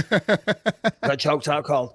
No, listen. I mean, Rose just looked fantastic. Yeah. I felt sorry for Zhang Weili. Maybe that's not the right word, because she was very confused afterwards, had no idea what happened. She called her own stoppage, but when she watched it again, I think she stopped protesting. Yeah. You can't listen. She dropped. She folded. It was like she had electricity in her, and somebody removed the plug from the wall. And power was gone. She fucking dropped. She recovered quickly, though. I mean, but she wasn't intelligently defending herself in that moment. And no. Yeah, I mean, Rose. Not unless you call getting hammer-fisted in the face repeatedly, intelligently defending yourself. Maybe some places do. And look, Weili Zhang, she's in a position right now where she's still a top contender. She's right there. She's probably a win away from another title shot, and she'll probably get that win. So I think overall it's probably good for the division. It's good to create these contenders, these back and forths. You know, Joanna's back in the mix now. So I think it's not a be-all, end-all for Weili. But, I mean, hats off to Rose, because she looked as good as she's ever looked. Oh, no, she looked fantastic. You know, and the interesting thing now is what they're going to do. Because Joanna Jędrzejczyk, I listened to an interview of hers recently, and she's calling for another title fight. And It's all she ever fights in title fight. Well, she beat Michelle Waterson, but she fought Zhang Weili. Zhang beat her in a fight of the year. It was incredible. So what do they do now, though? Because she fought Rose twice. She got beaten by Rose twice. They're going to give her a third crack. She deserves it. She was the strawweight queen for a long time, so I'm not mad at that. Are they going to rematch Zhang Weili and Joanna Jędrzejczyk? Again, a lot of people would like to see that fight. And the reality is, there's not much competition there at 115. They're the three. They're the Shevchenkos and the Nuneses with one other of the strawweight division. I mean, there's them three at the top, and all the other. I mean, there's some good fighters. Don't get me wrong, but they've separated themselves from the group that they're just going to keep seeing them three fight each other. You know what I'm saying? Which is great. It's great, but it sucks for the rest of the division. But that's tough shit. They're just not good enough. Yeah. I mean, unless, of course, we see Rose move up and fight Valentina Shevchenko for a champ. I like Lewis. Not gonna pow. Don't say, Brian, if we do have drops in post-edit, I do not want one there. If I hear one there, we're having talks in my office Monday morning. Listen, hats off to Rose. Incredible. Yeah. Incredible work. There's not much more to say. Performance so good that Joe Rogan cried like a baby in the center of the octagon. Yeah, I'm not talking shit about the chief commentator, but what's all that about? No, God bless. Joe's an emotional guy. You see his reaction Saturday night. He's almost as good as watching the knockouts. You know what I mean? Fucking his eyes were popping out of his head. Oh, yeah. I mean, yeah, he was enjoying himself. Good for him. God bless. Yeah, no, he's awesome. Honestly, I fuck around, but Joe was one of the best commentators in the game. I enjoy the whole team. I really enjoy Joe and DC together. They're a great combination. Yeah, they're fantastic. And do you know what it is? I've seen some negativity around Joe Rogan's commentary lately, and it's crazy. Why? No, I don't know. Just people. Just look at that. That's amazing. Look at that. Joe is. I said this recently in an interview. He's the godfather of UFC commentary. Simple as that. And when you hear his voice it's just so iconic. You know what I mean? And he has such a fantastic way with words, that he really, you listen to his podcast. The guy's a very intelligent man, and he puts his sentences together so well. And he has such a way of breaking it down and likening it into other things of life that for the everyman to understand. No, I think he's fantastic. I think he's absolutely great. And I would love to work with the guy one day. That's the only one that I haven't, and I would love to.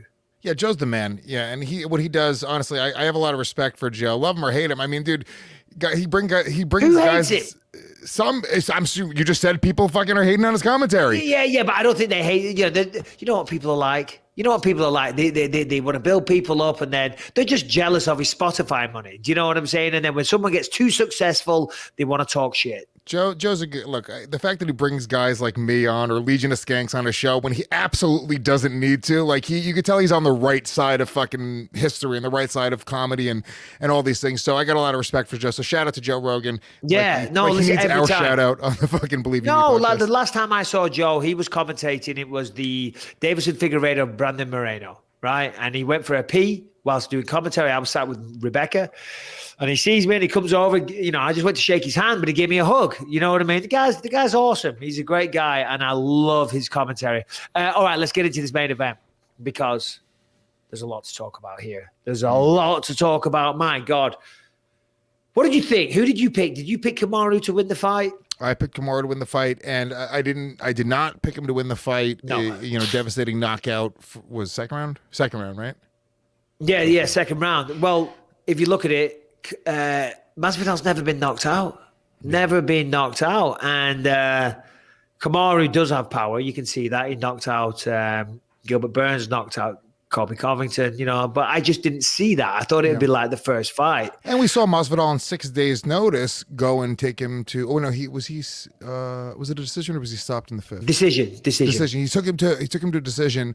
With 6 days notice, you just assume him being more prepared, Kamaru's going to always be prepared. You would just assume it was going to be a little more of the same. And that's the way I saw it going down. I thought that Kamaru was going to be able to mix it up between takedown striking and just be able to beat him to in the mixed martial arts game. But goddamn, dude. Yeah, well, on Saturday night, and I know Harrington, look at that. He's asleep there on Kamaru's shoulder.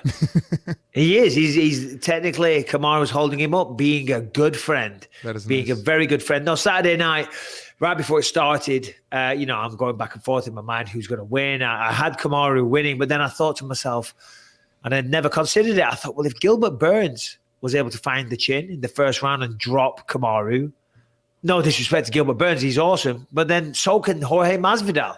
And he's going to be sharper and he's going to be faster and he's going to be more focused and intent and determined on winning this fight because it's probably going to be his last shot. And I just thought, whoa, this makes this really spicy. This makes this really interesting. You know what I mean? Oh, is he going to do it? But I tell you what, Kamaru, again, the jab was fantastic. You know, the right hand was beautiful. And honestly, I believe, because we saw Masvidal, he was a little more hesitant with his striking. He threw a couple of flying knees. The first flying knee, Kamaru caught him, essentially got the body lock and slammed him down. Masvidal did a good job of scrambling, though, and not really taking any damage. But I think Masvidal was a little more tentative to throw strikes because he was concerned about the takedown. Well, that's only logical. In the first fight, he got out-wrestled and taken down the entire time. If I'm rematching somebody that just did that to me, you are going to be more hesitant. You're going to be like, shit, excuse me. You're going to be like, every time I throw and open up, I hit the deck. He takes me down. So you got to be careful. You got to be strategic. And that just allows Kamaru to get off. That just allows him to go to town. And then in the second round, that fucking right hand, that would have knocked anybody out. And in fact, he put so much force behind that right hand because they say you can't swing, you want to be on balance. But of course, if you swing a crazy wild right hand, it does have more power. But if you miss, you know, you're going to be off balance. You might fall over, whatever. You see him right there. If he had missed, he was way out of position. He was this is what I was going to say, because he threw that right hand, and if you watch the replay, his back leg, his right leg actually steps forward. I mean, he put so much weight and momentum into that punch that he wasn't able to maintain the correct footwork. That's how hard he swung. And he found the chin right on the button, told him exit stage left. And he did fucking exit. He went down and he was out. He was asleep on his shoulder. No shame to Masvidal. That punch would have knocked out absolutely anybody. And very classy in defeat as well, Masvidal. He was great. Which, because, you know, Masvidal's a cocky guy. You know, that's he sort of, you know, made a name for himself as being sort of brash and like, you know, just being from the streets, telling it like it is. And he said straight up, he was like, dude, I didn't think this guy had any power. And boy, did he shut me the fuck up. Because he said that leading into the fight. He was like, yeah, I felt what he's got. He's got no power. He can't actually hurt me. I'd be interested in talking to Kamaru and wondering if that got into his head. He was like, hey, you want to see no fucking power, motherfucker? Yeah, well, no, absolutely. Let's just have a look, because I sent him a little message. Did he get back to me? Yeah, he didn't. He left me. Very cocky. These African champions have sure. Once upon a time, we had him on the podcast, but now, I mean, I sent him a congrats, champ. He hasn't even looked at it. I mean, fair play. I think he's got better things to do right now. No, Kamaru was sensational. And he came into this sport as a wrestler that he used to dominate all of his opponents. But now the striking's caught up. You know, it's so fast, it's sharp, it's efficient, it's technically very good. You know, when he throws a jab, it comes right back to where it needs to be to defend. Trevor Whitman is a sensational coach, and you can see the improvements that he's made. And yeah, I mean, what more is there to say? He was fucking awesome. Yeah. A star is born. And now, pound for pound, I think he is, pound for pound, number one, the best in the UFC right now. Not the greatest of all time.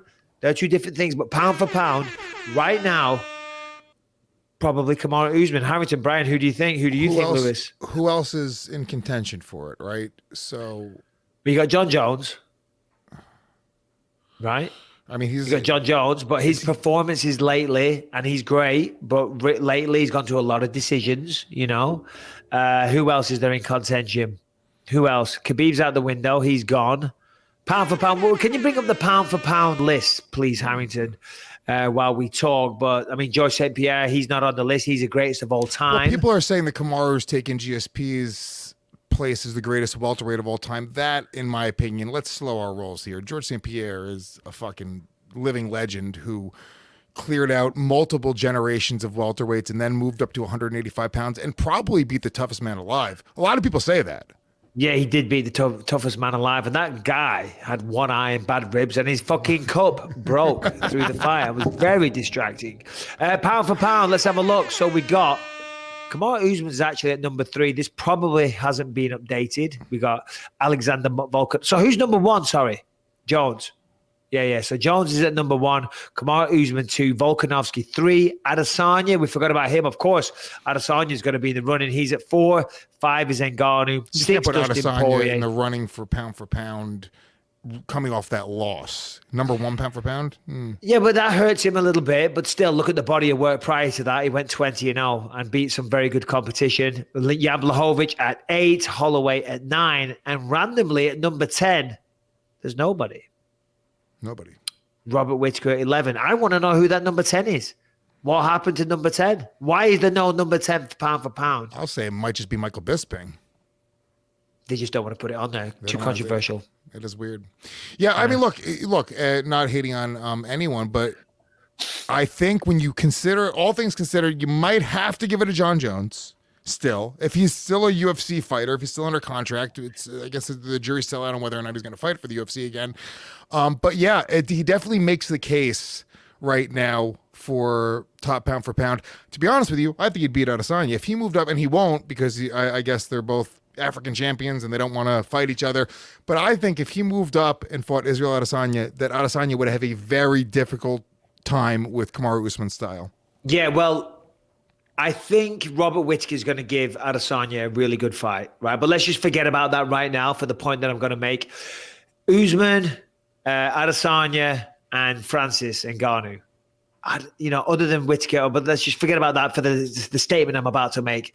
They're going to fucking reign dominant for a long, long time. And I'm going to say this, they are just the icing of the cake in terms of the African champions that we're going to see.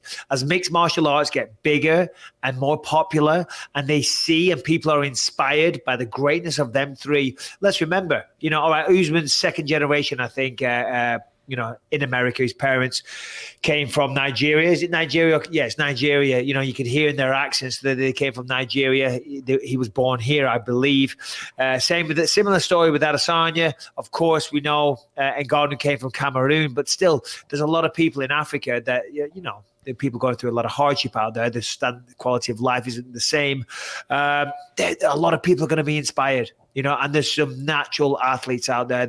I've been there only to South Africa, to Cape Town, but there's some great fighters. There was that Dolce Leangumbula, I think that's how you say it. He didn't pan out too well, but the natural ability that he had. The point I'm making is they're the first of the 3 African champions that I think we're going to see. And them 3 that we have right now, I don't think anyone beats them for quite some time, other than maybe Robert Whittaker.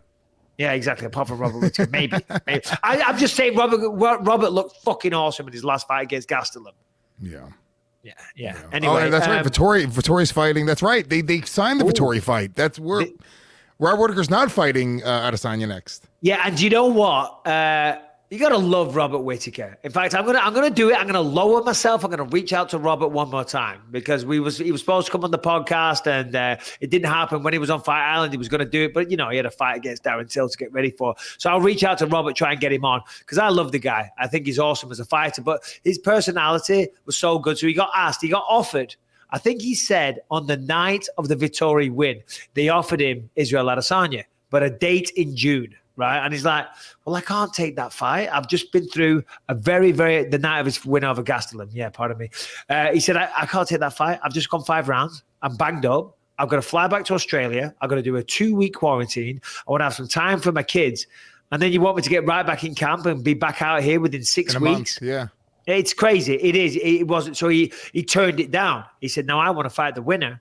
He said, and they said, who do you think wins? And he said, I don't care. He said, I hope they beat the shit out of each other, and I'll pick up the leftovers. And it's like, he's just so humble, and he's just so chill and laid back. I love that guy. And good for Marvin Vittori, who legitimately deserves it. He's a killer. We should get a podcast with Marvin, Whittaker, and Darren Till all on at once and just see where it goes. It's hard enough getting one guest on, but fuck it, we're going to promise everyone three guests. No, same time though. I want to see a mashup of all of these guys just arguing with each other, talking shit to each other. They all have different fucked up accents. Throw Darren Till in there as well. Yeah, no, that's what I said. I said Till, Vittori, and Whittaker. Now, that would be funny. Let's talk about this, though, because as we know, anytime there's a big fight, Conor McGregor comes out of the woodwork, and he was going back and forth talking a bit of shit with Usman. Did you see these tweets over the weekend? I did.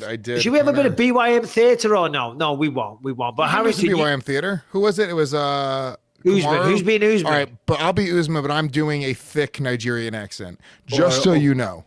But please give me, don't be too racist, but how is the Nigerian accent going to go? No, it's not racist. But Louis, how does the Nigerian accent go?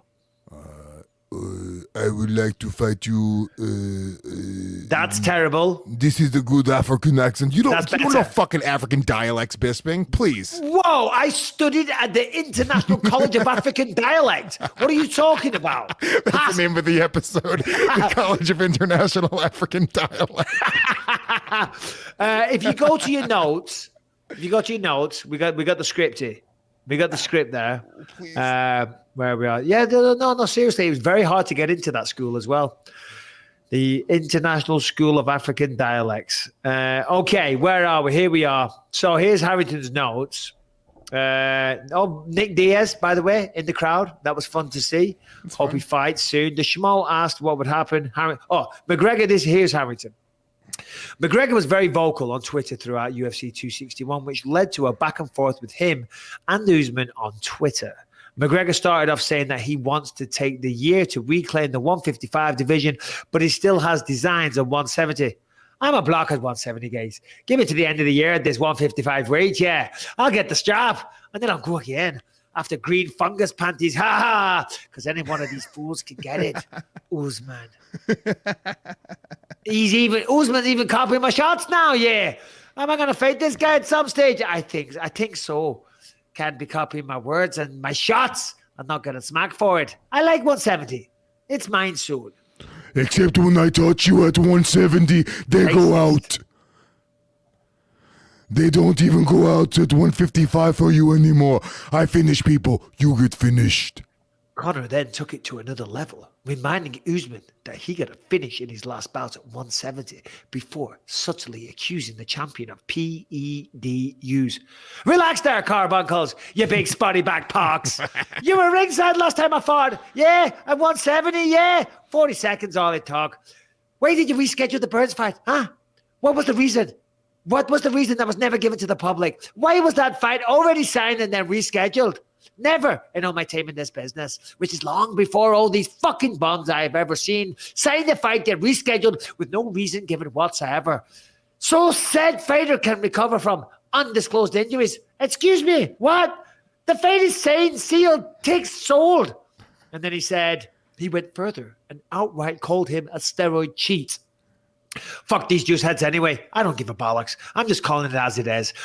He's not from Northern Ireland, but it's the only accent I can do. I've got the biggest balls in Ireland with 2 lump hammers attached to my elbows. Send me in and I'll pop that big pimple. Give me 3 belts to go in the 3 commas. I offer you the fight and you was missing. Let's stay humble, young man. I already took your pride. Do not make me take your whiskey too. To be continued. Wow. Yeah. Usman, pound for pound, right? McGregor won the war on Twitter, though. Oh, yeah. Well, I mean, come on. McGregor's always going to win the war of words. But Usman, I mean, I think McGregor would fucking get smoked by Usman.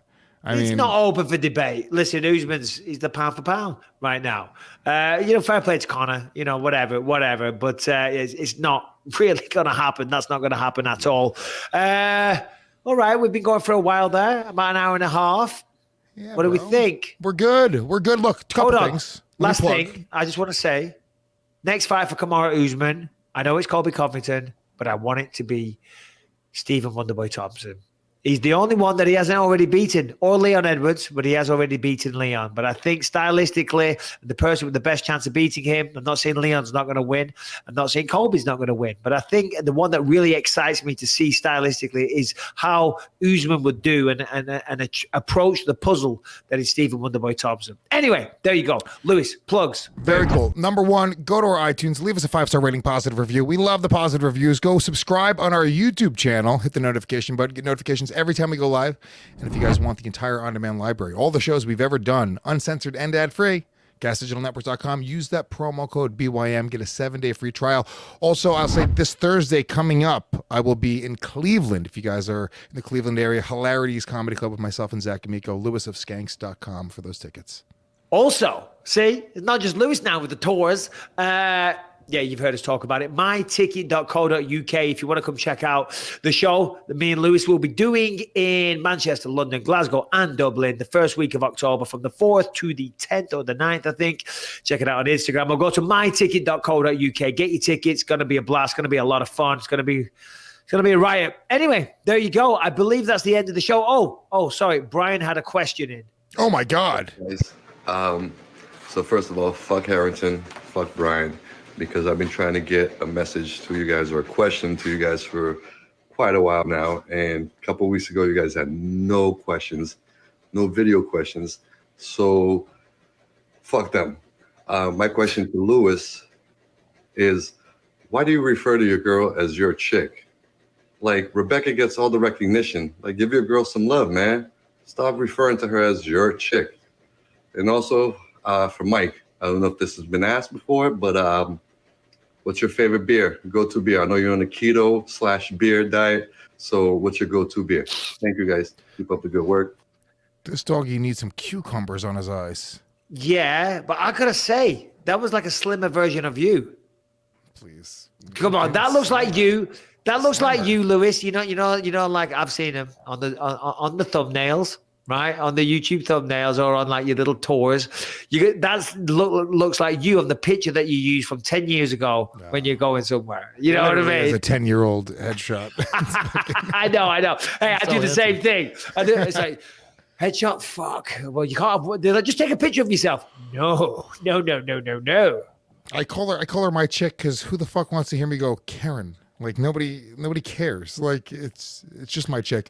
Bisping, side note, little separate thing. Oh, answer the question about your beer. Yeah, but I have a question for you. Just on the chick thing, I used to call Rebecca me bird. You know, that's the English equivalent. And I got lectured by someone. In fact, my God, shout out Leslie from Monroe. She just passed away. A club I used to DJ at, Leslie was she was a big feature there. She used to tell me off, don't call her your bird. She has a name. So yeah, Lewis, in loving memory of Leslie, rest in peace, unfortunately, passed away due to bowel cancer. So sad. Lovely woman. Anyway, what was my question? Oh, favorite beer. I know what it is. I know what your favorite beer is. I am doing a bit of keto and a bit of beer. I'm playing a mind trick. No alcohol whatsoever this week. I wrote it down. No booze. Not because I'm an alcoholic, but I just allow myself a little beer at night because I'm not a fucking pussy. And if I want to have a beer, I'll have a beer. But I'm going on holiday. I don't know where. Jamaica, man. Right about now. Don't know where. Maybe we will go to North Carolina. But I want to take my shirt off and be happy. So I'm on the diet. But favorite beer is a Stella or a Sapporo. I'm going to say Sapporo. I prefer Sapporo these days. Yeah, there you go. Yeah, you got to do my diet. My diet's been crazy lately, Bisping. What is it? Eat everything you want. Keto, and then I'm doing 2 days of fasting. Oh, sounds miserable. 2 full days of I don't eat anything. Sounds miserable. It's called a 48-hour fast. Yeah. Well, no, it's not 2 days in a row. It's Mondays and Fridays. I haven't eaten anything today. I'm just living life. Look at you. My body's burning fat. I'm a furnace. I'm just sitting here. Man. Look at Are you working the June 5th event, Rosenstruck versus Sakai? June 5th. Let's take a look at the calendar, shall we? Yes. Commentary, June 5th. Interesting. Why so? Because the Puerto Rican Rattlesnake may just be performing at the Plaza in Las Vegas that night, and you and I are going to get a little wild. Oh, so in fact, this will be one of those ones that I don't drive to because I've been driving in and I do the commentary, then I drive home on the Saturday night. Sometimes it's 1 o'clock, 2 o'clock in the morning. Sometimes it finishes earlier, but on this occasion, I will fly home on the Sunday. So yeah, I'll be there. We'll have some fun. I'll try to convince. We'll do a live Brian podcast in Vegas. What time's your show on though? I'm on Friday and Saturday night, so we'll do Saturday during the day. We'll get our Monday. Well, I could show watch in. Friday night. Yeah, I can't sick. fucking quarantine. Oh, you have to quarantine. Quarantine. God damn. Quarantine. Sneak out. The old sneaker-rooney. I might have sneaked out before. I'm just don't tell anyone. I'm joking, of course. Everyone knows on this podcast you take the piss. All right, guys. Thanks for listening to the show. Thank you to Anthony Smith. Knock, knock. Who's there? Not Bisping, because he's in his room. Yeah, no, of course, yeah. You know what I mean? Door dashing. Bored out of my mind once again. Anthony Smith, you are the man. Really appreciate him joining us. Lewis, Brian Harrington, thank you as always. And be well. We'll be back on Thursday.